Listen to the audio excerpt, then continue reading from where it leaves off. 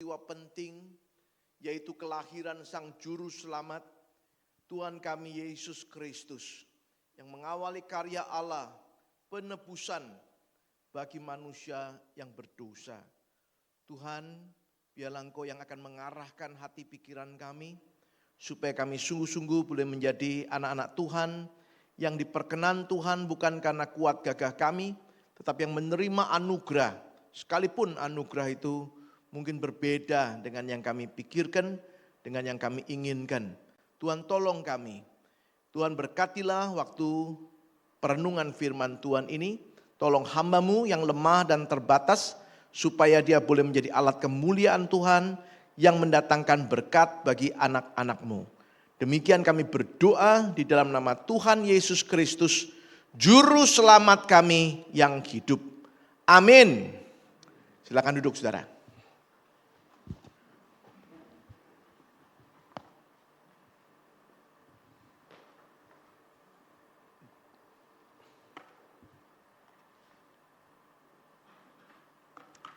Shalom, selamat pagi. Sekali lagi saya mau menyampaikan, senang sekali boleh ada di tempat ini, boleh menyapa saudara sekalian, beribadah bersama, dan sekarang kita akan bersama-sama merenungkan firman Tuhan. Saudara, pagi ini kita diberikan tema anugerah yang tak terduga, saudara. Mari kita terlebih dahulu mendasarkan perenungan kita dari Injil Lukas, pasal yang pertama, ayat yang ke-26 sampai ayat yang ke-38. Injil Lukas pasal yang ke-1 ayat yang ke-26 sampai ayat yang ke-38. Saya akan membacakan bagi kita sekalian demikian firman Tuhan. Dalam bulan yang ke-6, malaikat Gabriel disuruh Allah pergi ke Nazaret, sebuah kota di Galilea, kepada seorang perawan yang bertunangan dengan seorang bernama Yusuf dari keluarga Daud. Nama perawan itu Maria. Ketika malaikat itu datang kepada Maria, ia berkata, "Salam hai engkau yang dikaruniai, Tuhan menyertai engkau." Maria terkejut mendengar perkataan itu, lalu bertanya di dalam hatinya, apakah arti salam itu? Kata malaikat itu kepadanya, "Jangan takut hai Maria, sebab engkau beroleh anugerah di hadapan Allah. Sesungguhnya engkau akan mengandung dan akan melahirkan seorang anak laki-laki, dan hendaklah engkau menamai dia Yesus. Ia akan menjadi besar dan akan disebut anak Allah yang maha tinggi. Tuhan Allah akan mengaruniakan kepadanya tahta Daud bapa leluhurnya, dan ia akan memerintah atas kaum keturunan Yakub sampai selama-lamanya, dan kerajaannya tidak akan berkesudahan." Kata Maria kepada malaikat itu, "Bagaimana caranya? Padahal aku belum bersuami." Jawab malaikat itu kepadanya, "Roh Kudus akan turun atasmu, dan kuasa Allah yang maha tinggi akan menaungi engkau. Sebab itu anak yang akan kau lahirkan itu akan disebut kudus, anak Allah. Sesungguhnya Elisabet sanakmu itu, ia pun sedang mengandung seorang anak laki-laki pada hari tuanya. Dan inilah bulan yang ke-6 bagi dia yang disebut mandul itu. Sebab bagi Allah tidak ada yang mustahil." Kata Maria, "Sesungguhnya aku ini hamba Tuhan. Jadilah padaku menurut perkataanmu itu." Lalu malaikat itu meninggalkan dia. Demikian jauh pembacaan firman Tuhan. Saudara yang dikasih Tuhan, hari ini saya ingin mengkaitkan tema kita anugerah yang tak terduga itu dengan ungkapan syukur, saudara. Ungkapan syukur. Sebuah tradisi universal yang diajarkan dari generasi ke generasi. Orang tua mengajarkan anaknya untuk tahu berterima kasih. Sebuah tradisi universal yang bukan hanya diajarkan di dunia timur, tetapi juga di dunia barat. Bukan hanya di dalam kekristenan, tetapi juga di luar kekristenan, saudara. Pertanyaan bagi kita sekarang adalah, apa uniknya ungkapan syukur Kristen itu? Apakah ungkapan syukur Kristen itu sama saja dengan yang lainnya? Nah saudara, kalau kita membaca bersama di dalam surat 1 Tesalonika pasal yang ke-5 ayat yang ke-18, di sana dikatakan demikian, saudara. Ucapkanlah syukur dalam segala hal. Sebab itulah yang dikehendaki Allah di dalam Kristus Yesus bagi kamu. So di sini dikatakan bahwa ada ungkapan syukur yang dikehendaki Allah. Yang dikatakan mengucap syukurlah dalam segala hal. Saudara, ada orang yang keliru. Dia merasa perintahnya adalah mengucap syukur untuk segala hal.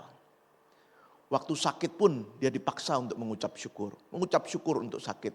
Mengucap syukur karena keluarganya meninggal. Mengucap syukur karena ada bencana yang menimpa. Saudara, kita tidak pernah disuruh mengucap syukur untuk segala hal. Yang Tuhan perintahkan adalah mengucap syukurlah dalam segala hal. Di dalam segala musim kehidupanmu, ucapkanlah syukur. Bukan mengucap syukur untuk malapetakannya. Tapi mengucap syukur untuk topangan Tuhan. Mengucap syukur untuk kekuatan Tuhan. Mengucap syukur untuk pemeliharaan Tuhan. Mengucap syukur untuk hal-hal yang Tuhan adakan. Sekalipun di tengah-tengah kondisi yang tidak menyenangkan, termasuk ketika kita menerima anugerah yang tak terduga. Saudara, itulah yang saya sebut ucapan syukur Kristiani yang berbeda dengan ungkapan syukur yang lainnya. Saudara, saya harap kita nanti akan bersama belajar di mana keunikannya. Tetapi saya ingin mengajak kita untuk melihat ungkapan syukur yang seperti itu, saudara. Yang dalam segala hal, tentu saja ketika mengucap syukur di dalam keadaan yang baik, tidak sulit bagi kita. Kita sering mungkin melakukannya. Tapi mengucap syukur di tengah keadaan yang sulit, di tengah-tengah keadaan yang tak terduga, di tengah keadaan yang berbeda dengan yang kita inginkan, yang kita harapkan. Saudara, di sanalah kita perlu belajar apa yang Tuhan inginkan. Bagaimana kita bisa sungguh-sungguh memiliki syukur seperti yang Tuhan kehendaki itu. Mari kita belajar dari konteks Maria, saudara. Catatan kita hari ini mengatakan hari itu, saudara, di kota Nazaret, sebuah kota di Galilea. Saudara, kalau saudara mengingat di dalam Yohanes pasal yang pertama, ayat yang ke-46,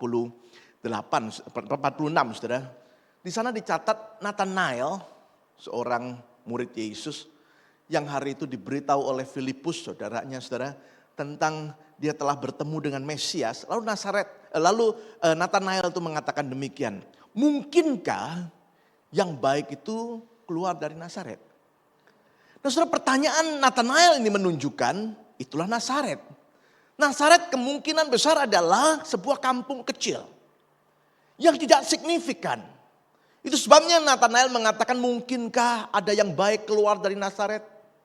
Apa sih Nazaret itu? Sebuah kampung kecil, tidak signifikan. Saudara, by the way, di dalam perjanjian lama, kota Nazaret itu nggak pernah disebut. Sangat mungkin, saudara, dari Nazaret itu tidak pernah muncul pahlawan misalnya. Atau mungkin di kota Nazaret tidak pernah menghasilkan atau produk oleh-oleh khusus dari Nazaret misalnya. Sehingga orang tidak mengenal Nazaret atau tidak menganggap penting Nazaret. So dikatakan di kota yang namanya Nazaret itu, yang ada di Galilea itu, ada seorang perawan yang bertunangan. Maria namanya. Nama tunangannya Yusuf. Saudara, siapa Maria ini? Dari penjelasan singkat ini kita tahu dia adalah seorang gadis dusun yang sangat sederhana. Usianya kira-kira belasan tahun, saudara. Saudara, kalau saudara tahu tradisi Yahudi waktu itu, wanita itu tidak dianggap penting. Zaman itu, saudara. Maria adalah perempuan yang tidak dianggap penting, yang masih belia, yang ada di sebuah kota yang tidak signifikan. Itulah Maria, gadis dusun sederhana, seorang perawan. Tapi dikatakan dia bertunangan dengan seorang yang bernama Yusuf. Menurut tradisi Yahudi, hari itu pernikahan, di dalam proses pernikahan itu ada 2 tahapan, saudara. Yang pertama itu sebelum seorang perempuan diambil oleh seorang laki-laki sebagai istri di dalam sebuah pernikahan, ada tahapan yang namanya pertunangan. Saudara, walaupun perempuan itu belum tinggal bersama-sama suaminya sebagai suami istri, dan tentu artinya belum berhubungan suami istri, saudara. Tetapi relasi atau ikatan pertunangan itu tidak sederhana. Ikatan pertunangan itu punya konsekuensi yang besar. Punya konsekuensi yang fatal, saudara. Apalagi konon, saudara, menurut tradisinya itu melibatkan finansial. Seorang pria harus mengeluarkan uang tertentu untuk bisa bertunangan dengan seorang perempuan. Saudara, pelanggaran terhadap ikatan pertunangan bisa berakibat fatal. Nah, saudara, hari itu dikatakan ada malaikat yang datang kepada Maria. Gabriel namanya, utusan Allah. Malaikat itu mengatakan dalam sapaannya, saudara, salam hai engkau yang dikaruniai, Tuhan menyertai engkau. Saudara, mungkin kita merasa itu kan salam yang baik, ya. Salam yang biasa lah, dikatakan engkau orang yang dikaruniai, Tuhan menyertai engkau. Tetapi saudara, kalau saudara mengingat konteks pada waktu itu, hari itu saudaraku, zaman antara perjanjian lama dan perjanjian baru ada sekitar 400 tahun, sering disebut sebagai zaman masa sunyi atau masa gelap bahkan. Karena Allah tidak berfirman, tidak menyapa umatnya. Zaman di antara perjanjian lama dan perjanjian baru itu, saudara, disebut sebagai masa sunyi. Allah tidak menyapa umatnya.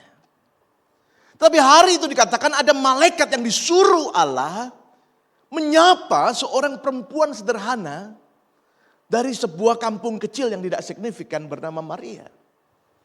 Itu sebabnya Maria terkejut, saudara.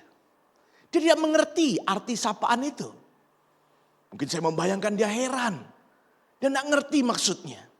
Dia tidak pernah punya pengalaman seperti itu. Bahkan sudah ratusan tahun umat Tuhan tidak memiliki pengalaman seperti itu. Tapi Maria mendengar sapaan itu, dia terkejut. Saudara, malaikat itu kemudian melanjutkan sapaannya. Dia berkata, jangan takut, hai Maria. Sebab engkau beroleh anugerah. Wah, saudara, kalau orang beroleh anugerah, bukankah itu menyenangkan? Saudara, seorang yang beroleh anugerah seperti seorang yang mendapat hadiah mendadak tiba-tiba. Tetapi saudara, ketika dilanjutkan apa yang dimaksudkan dengan anugerah ini, itulah yang ada tema kita. Anugerah itu tak terduga. Saudara, malaikat itu kemudian menjelaskan apa anugerah itu. Malaikat itu berkata Maria akan mengandung dan melahirkan anak laki-laki. Oh, bagi sebagian kita mungkin kita masih merasa, oh itu kan kabar baik. Apalagi bagi kita yang telah lama menantikan punya keturunan seorang anak laki-laki, saudara, tentu itu kabar yang baik. Tetapi jangan lupa status Maria seperti yang saya katakan tadi. Dia adalah seorang gadis belia yang punya ikatan pertunangan, yang punya akibat yang fatal itu. Ini di luar nalar sederhananya. Dengan polos dia bertanya, bagaimana mungkin? Sedangkan aku belum berhubungan dengan suamiku. Aku masih dalam status pertunangan. Akibatnya bisa sangat fatal.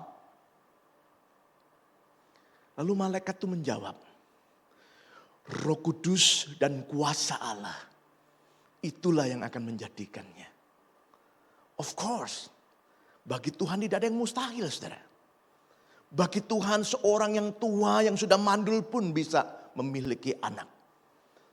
Seorang yang muda yang belum bersuami, yang belum berhubungan dengan suaminya pun bisa demikian, of course. Tetapi jangan lupa konsekuensinya masih harus ditanggung. Apa kata orang kalau aku yang masih ada di dalam masa pertunangan itu kemudian tiba-tiba mengandung? Apa kata calon suamiku? Karena dia tahu pasti itu bukan anaknya. Saudara, itulah yang disebut anugerah tak terduga. Anugerah yang belum bisa diterima dengan nalar yang sederhana.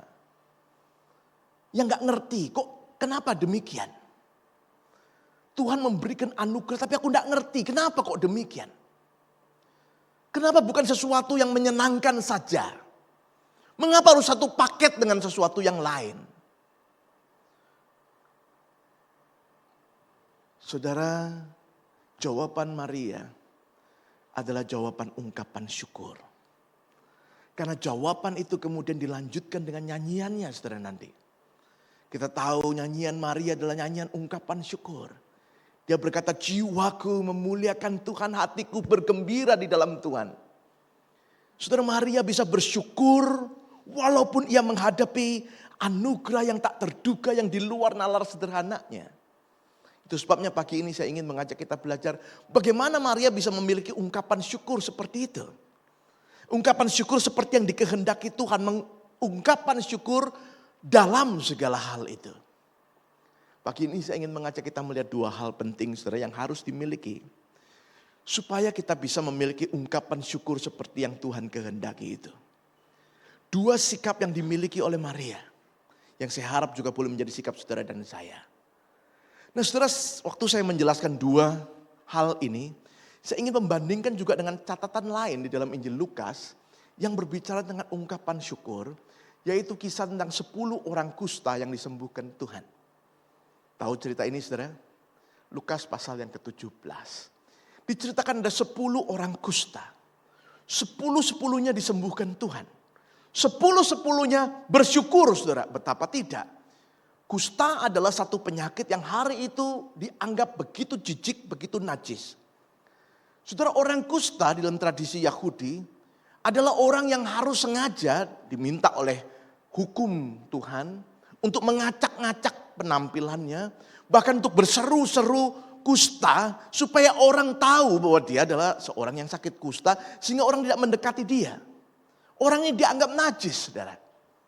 Tentu saja orang yang punya masalah seperti ini, ketika ia sembuh, of course mereka akan bersyukur kepada Tuhan.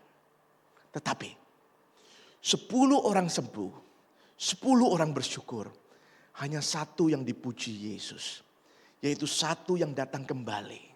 Yesus berkata kepada orang ini, satu-satunya saudara, Yesus berkata kepada orang ini, imanmu menyelamatkan engkau. 9 yang lain tidak, walaupun sembuh. Tapi yang satu ini disebut sebagai orang yang selamat. Saudara, inilah ungkapan syukur yang dikehendaki Tuhan. Apa kuncinya? Saya ingin mengajak kita belajar dua hal ini. Mari kita belajar bersama saudara. Karena kalau hanya sekedar ungkapan syukur, oh saudara, kita mungkin biasa melakukannya. Bahkan mungkin terlalu biasa. Sampai enggak lagi ada maknanya. Kita hanya mengatakan sambil lalu saja. Kita sering didorong oleh gereja untuk mengucap syukur. Bahkan kadang-kadang dipaksa untuk mengucap syukur. Karena kita enggak tahu apa yang kita mau syukuri. Tapi kita disuruh bersyukur.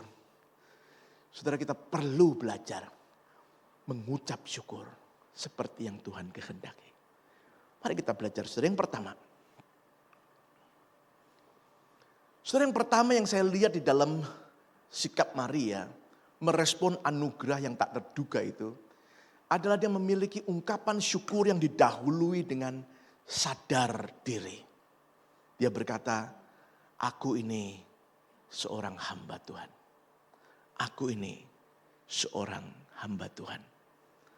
Saudara, Maria sadar waktu ia menghadapi atau dia mendengar tentang anugerah yang tak terduga itu.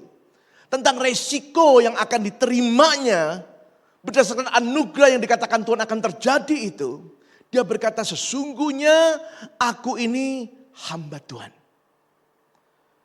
Bukankah sebagai seorang hamba dia harus taat kepada tuannya? As simple as that. So dia harus taat kepada tuannya karena dia hanya seorang hamba. Tentu saja seorang hamba tidak berdebat.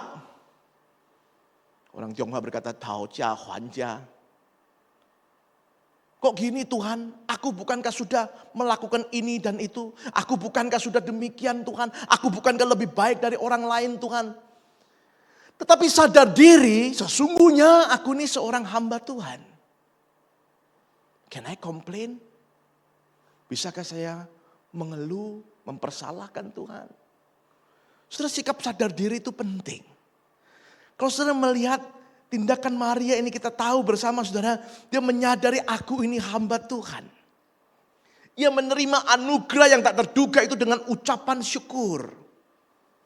Tentu saja saudara, saya katakan tadi, dia belum mengerti sepenuhnya. Bagaimana bisa? Dan apa yang harus aku lakukan? Apakah tunanganku mau menerima itu? Bagaimana nanti? Bagaimana jika? Dan seterusnya, begitu banyak pertanyaan. Anugerah itu mengandung hal yang tidak mudah, yang belum bisa sepenuhnya ia mengerti.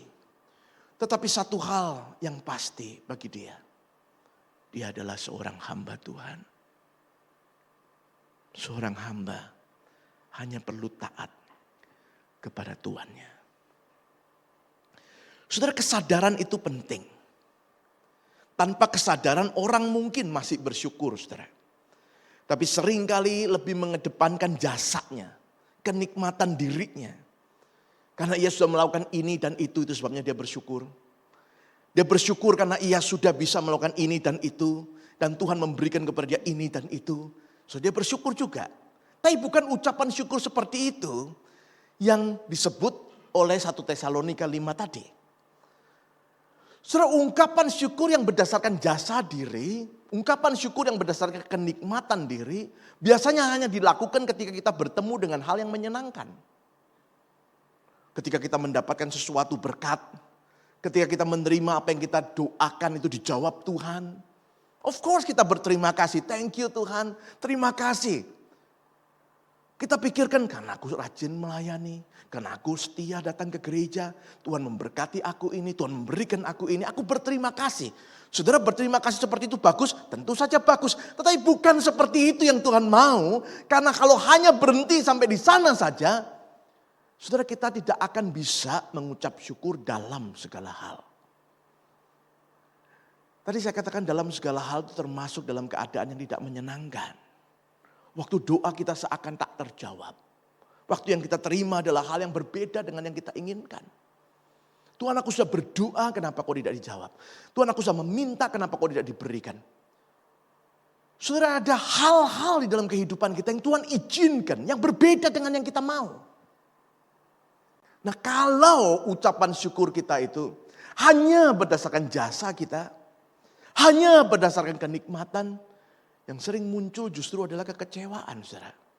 Pernah dengar orang Kristen yang kecewa sama Tuhan? Jangan-jangan kita juga pernah, saudara. Orang Kristen yang berkata, Tuhan, aku selama ini sudah memberi ini, memberi itu, aku sudah melakukan ini, melakukan itu.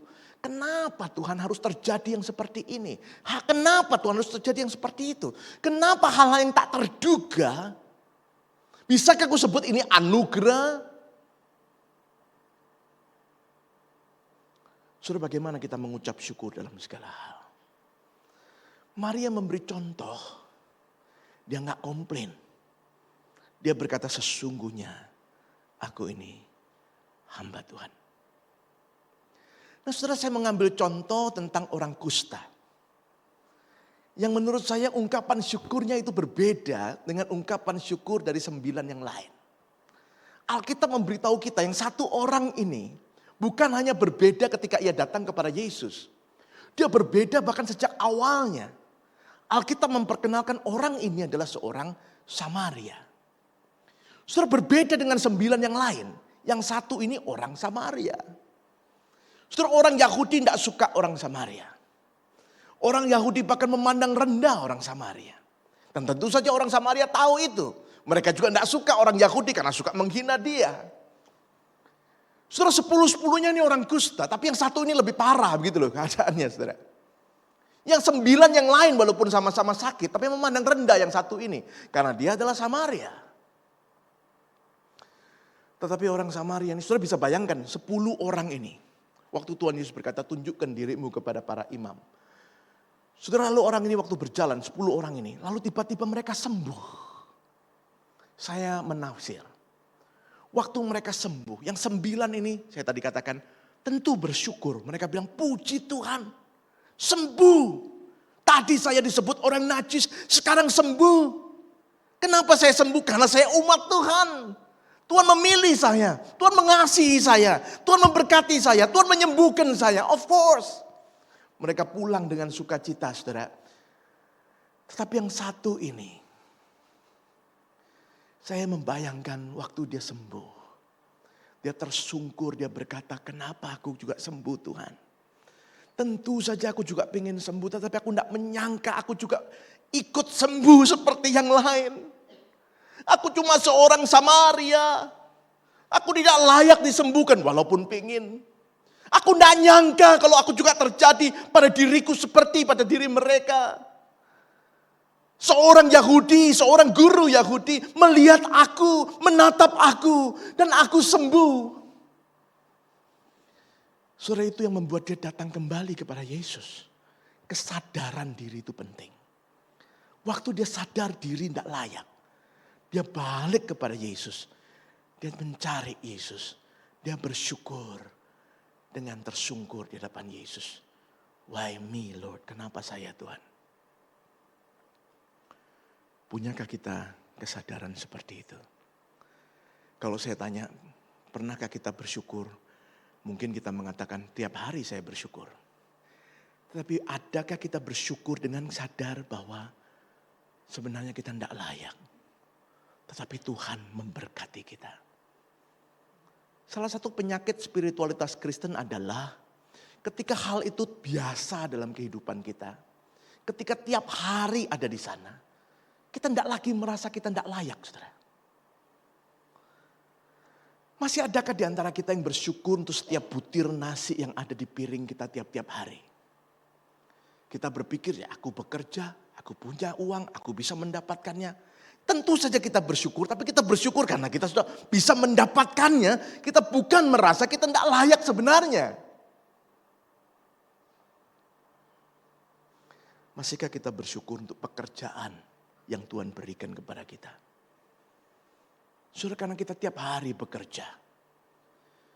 Kita bahkan merasa pekerjaan itu biasa saja. Saya punya kemampuan. Saya punya karunia, saya punya talenta, saya punya bakat ini itu, saya punya keahlian ini. Of course mereka menggaji saya. Kita bahkan tidak ingat lagi bahwa kita sebenarnya menerima pekerjaan itu hanya karena anugerah Tuhan.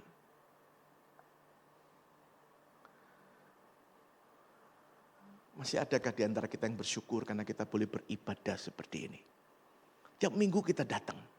Itu sebabnya kita merasa biasa. Dan kita tidak merasa tidak layak. Kita tidak sadar bahwa di luar sana ada orang-orang yang ingin beribadah. Bahkan untuk punya tempat untuk beribadah. Untuk punya kesempatan untuk bisa beribadah dengan bebas pun mereka tidak punya. Saudara dan saya bisa. Kenapa? Apa kita lebih baik? Apa kita lebih layak? Tentu saja tidak. Tetapi karena kasih karunia Tuhan, anugerah Tuhan bagi kita. Saya kasih contoh lain, saudara. Saudara, kita itu sudah biasa merasa kalau sehat itu biasa. Yang tidak biasa itu sakit. Betul nggak, saudara? Kalau kita dengar teman kita sakit, kita pasti tanya, kok bisa sakit? Kenapa ya? Kok sakit?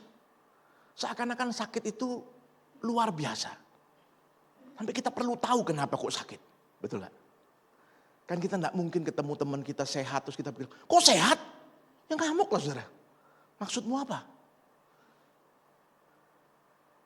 Tetapi kalau kita mau jujur bertanya, melihat pola kita bekerja, melihat pola kita makan, apa yang kita makan, melihat pola kita beraktivitas, melihat jenis-jenis produk yang tersedia, yang kemudian kita konsumsi begitu saja. Kalau mau jujur, saudara, yang normal itu sehat atau sakit? Saya kira spiritualitas Kristen itu adalah spiritualitas yang harus mengajar kita bertanya, kok aku hari ini bisa sehat, Tuhan? Kenapa ya? Apa aku lebih baik gitu? Tuhan, kalau aku hari ini bisa sehat, bisa sebagaimana aku ada, kata Paulus, itu hanya karena kasih karunia-Mu. Aku tidak layak, Tuhan. Ada orang lain yang dia menjaga hidupnya lebih baik dari aku, menjaga cara istirahatnya, menjaga makanannya, tapi dia menderita. Kalau aku masih bisa datang ke gereja, masih bisa beraktivitas, itu karena kasih karunia. Sadar diri, saudara. Kita biasa bepergian, pergi pulang selamat. Kita merasa itu biasa. Betul gak? Kalau ada kecelakaan kita baru tanya, kok bisa kecelakaan? Siapa yang salah? Supirnya atau apanya? Tanya, saudara. Karena luar biasa. Kalau ada saudara kita pergi, terus pulang dengan selamat, kita nggak ada yang tanya, kok kamu selamat? Ya marahlah, masa selamat ditanyain. Tapi kalau mau jujur ya, kalau kita melihat cara orang berkendara hari ini, ya termasuk di Makassar juga. Kondisi keadaan hari ini, kondisi perjalanan hari ini, mental health orang-orang yang membawa mobil atau kendaraan itu hari ini. Bukankah saudara kalau kita bisa pergi pulang dengan selamat, kita harus belajar bertanya, kok bisa selamat ya Tuhan?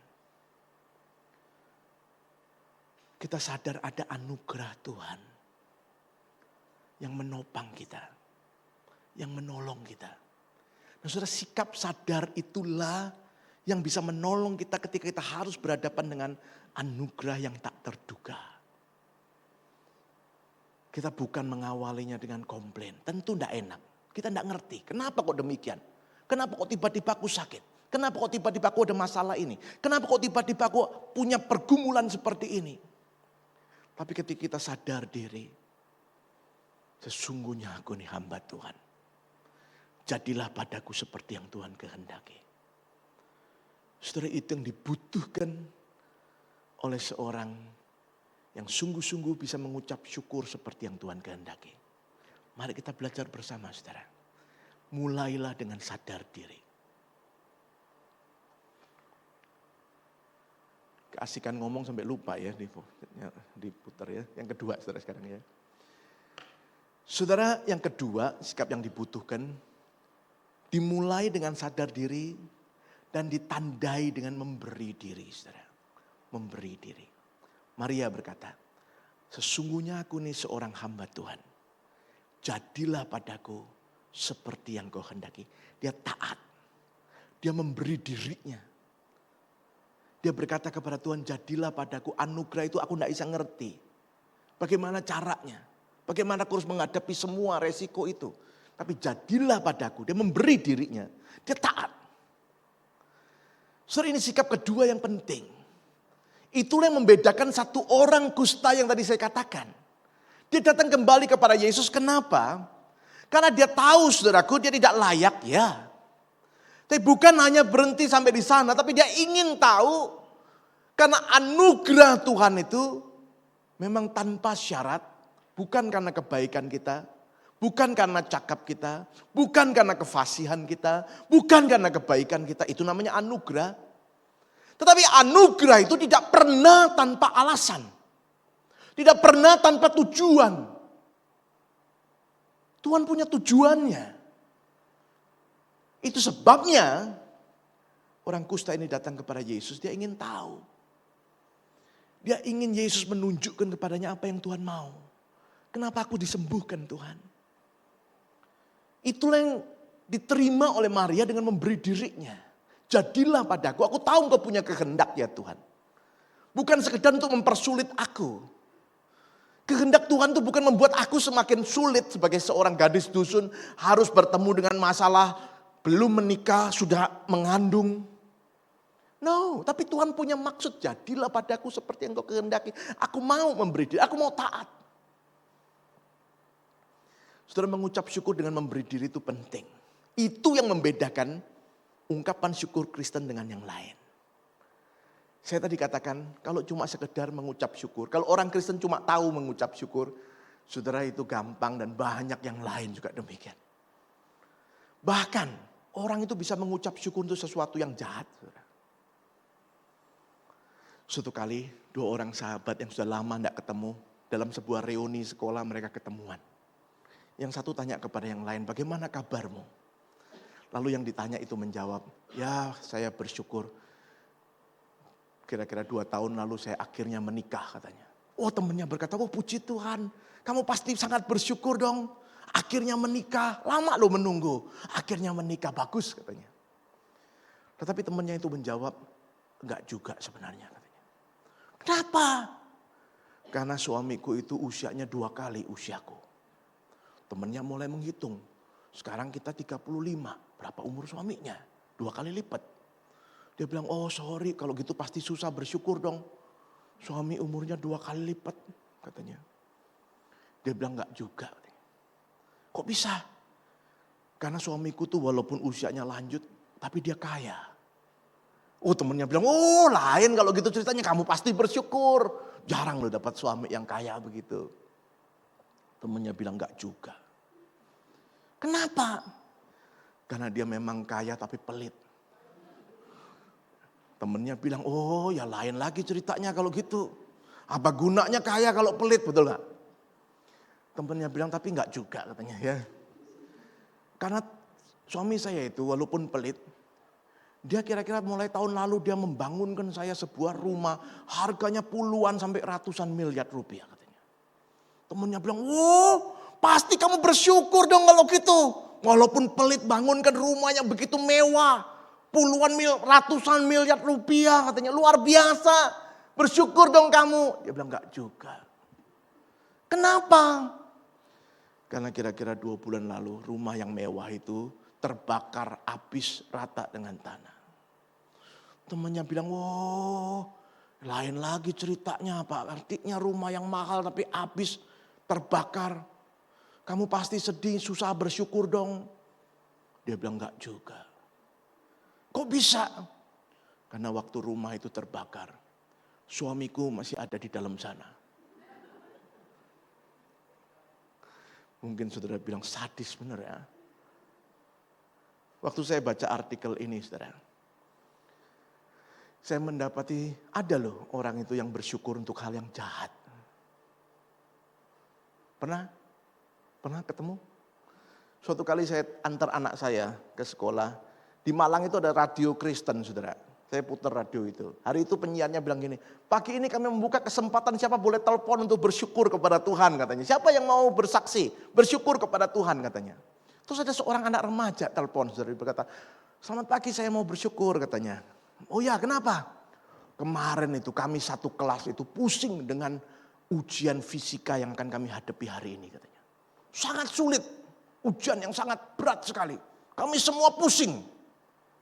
Terus dia bilang, puji Tuhan, pagi ini gurunya kecelakaan. Langsung tak matiin saudara radionya. Masa dia bersyukur gurunya kecelakaan? Jangan tertawa loh, jangan-jangan kita pernah juga bersyukur untuk sesuatu yang jahat yang terjadi. Saudara kalau cuma bersyukur, semua bisa. Bahkan untuk yang jahat pun orang melakukannya.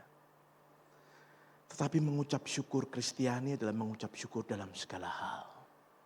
Yang bertanya kepada Tuhan, mengapa aku menerima yang seperti ini? Anugerah yang menyenangkan kita maupun yang tak terduga. Kita bertanya, apa maksudmu ya Tuhan? Kenapa ya Tuhan engkau izinkan ini terjadi? Apa yang engkau mau? Mencari kehendak Tuhan.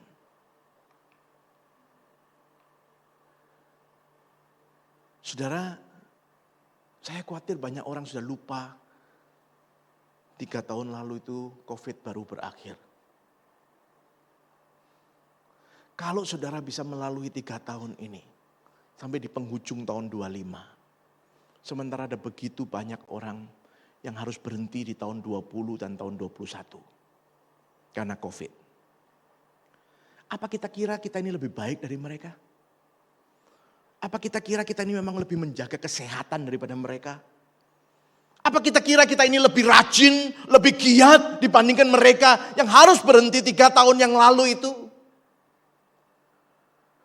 Kalau saudara dan saya Tuhan izinkan sampai di akhir tahun 25, bahkan masuk tahun 26. Bukankah mestinya kita tanya apa yang kau mau Tuhan? Apa rencanamu ya Tuhan? Apa maksudmu ya Tuhan? Apa yang kau inginkan ya Tuhan?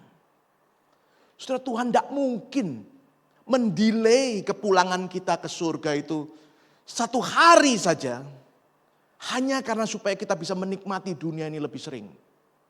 Pasti ada maksud rencana Tuhan yang sangat penting. Misi yang Tuhan mau ingin kita kerjakan. Pertanyaannya, di dalam ucapan syukur kita, pernahkah kita tanya, apa yang kau mau Tuhan? Jadilah padaku seperti yang kukatakan itu. Saudara, pagi hari ini, di momen Natal ini, saya ajak kita belajar bersyukur. Bersyukurlah dengan sadar kita sebenarnya tidak layak. Dan bersyukurlah dengan bertanya kepada Tuhan, apa yang kau mau Tuhan. Jadilah padaku seperti yang kau kehendaki itu. Kuatkan aku, mampukan aku menjalankannya. Maukah saudara? Maukah saudara? Mari kita berdoa. Jangan kami hanya seperti orang kebanyakan yang memang bersyukur, tapi untuk hal-hal yang bukan seperti yang Tuhan mau. Sebagai anak-anak-Mu, ajar kami bersyukur karena kami sadar kami sesungguhnya tidak layak. Kami sesungguhnya hanya hamba yang menerima anugerah dari Tuhan. Tolong kami untuk bersyukur dengan memberi diri kami. Jadilah pada kami seperti yang Kau mau. Walaupun yang terjadi itu mungkin bukan hal yang menyenangkan. Bukan hal yang mudah. Bukan hal yang enak bagi kami. Tidak seperti yang kami kehendaki. Tapi kalau itu yang Kau kehendaki ya Tuhan. Sekalipun berat. Sekalipun tidak mudah. Sekalipun tidak enak.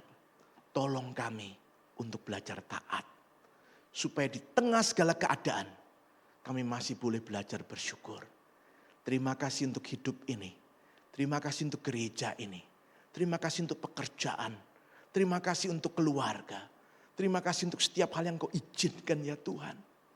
Karena semuanya itu adalah anugerah yang ada maksud Tuhan di dalamnya. Berkati jemaat-Mu, berkati gereja-Mu. Di dalam nama Tuhan Yesus, Juru Selamat kami yang hidup. Kami berdoa, kami bersyukur. Amin. Tuhan memberkati saudara.